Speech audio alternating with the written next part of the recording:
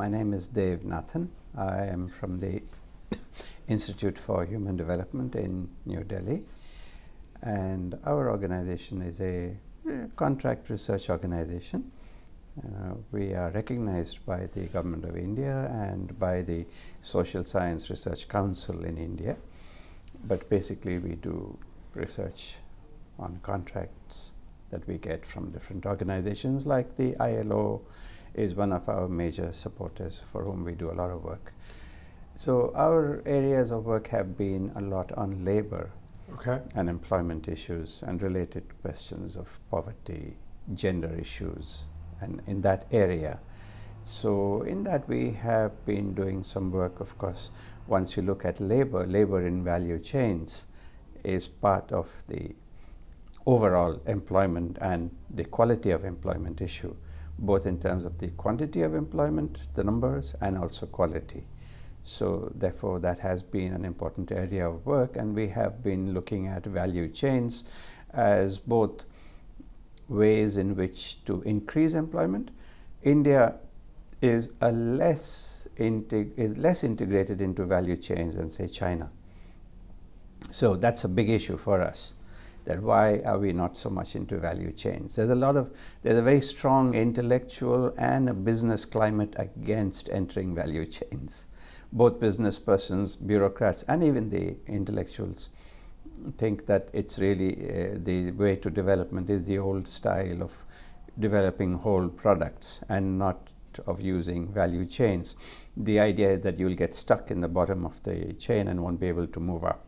So that's a very strong idea in India. So really we have to fight against that, which we have been doing through our work and through participation in various types of forums where we take this up.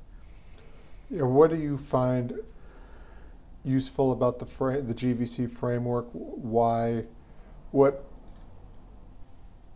made you use it to fight, I guess, the orthodoxy in India? India comes from a very strong history of planning and of a very import substituting industrialization. And after that, and after the opening up of the Indian economy in about 1991, we have really gone into a kind of Washington consensus, no actual intervention by the government in the market, let the market do its work. So, but therefore, within that, we need to really see that what kind of policy is now required now that it is opened up. Do we need to have special types of policies with regard to different value chains, or do we just leave it all to the market? So there has been leaving it to the market type of policy, and this has resulted in the situation. India is in a peculiar situation. We have a low level of manufactured exports. Among all the major, developing countries, India stands out for having a very low export, manufacturing export. We have a current account deficit in manufacturing exports rather than a surplus, like East Asia has. So this is an issue which we need to tackle, and obviously the value chain is one way of looking at it. That it's not a matter of developing your own market, but of being able to undertake contracted work, which is what value chain is about. That you don't have to make a product and sell it, but you now contract part of it. So some sectors that are growing, like for instance the auto parts sector is growing very fast in India. That is very much part of value chains.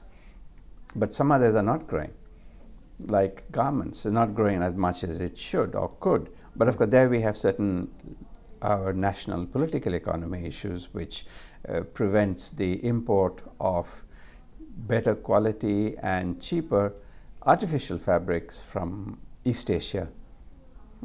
So really looking at the value chain helps us to see how to get India out of this situation of having a very large current account deficit in manufacturing. Okay, well, what will you take from this summit? How has it been useful? Well, the summit is useful because it brought together different experiences from around the world, from Africa, from Latin America, and in India we get fixed on Asia and of course on India.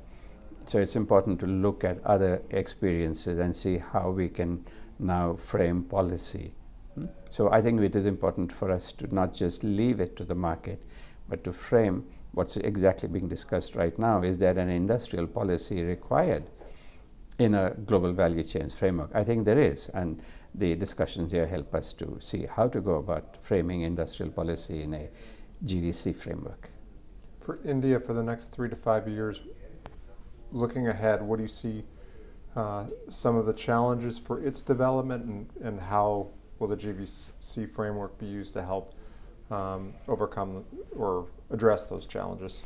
Well, as I mentioned, the biggest challenge is really how to overcome this current account deficit in manufacturers, which is made up by two areas. One is where India has done quite well, that is in services, because India, as you know, is a large exporter of offshore services, which is very much value chain work, because this is not going and buying and selling something in the market, but really contracting, whether it is a various, MNCs or other corporations who outsource part of their work to India and part of the value chain.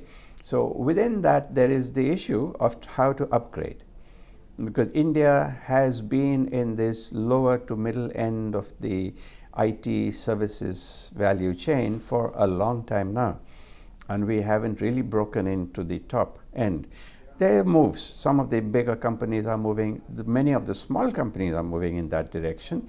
The bigger companies are moving in the direction of taking up end-to-end services rather than just the low to middle end part of it, but right from the beginning till the end, which is of course much more higher value. The kind of thing that Accenture and IBM and HP and all do. So the Indian big firms are moving in that direction. There are a number of small firms that are moving in the direction of products, IT products, for the IT software services market. So there is a move in that direction, and that's where the value chain analysis helps us and see what kind of strategy is required for these firms. Secondly, the other bigger problem, of course, is that of the manufacturing deficit, and there we have to see really how to tackle this. The government is concerned, everybody is concerned, but nobody really has a good policy on that.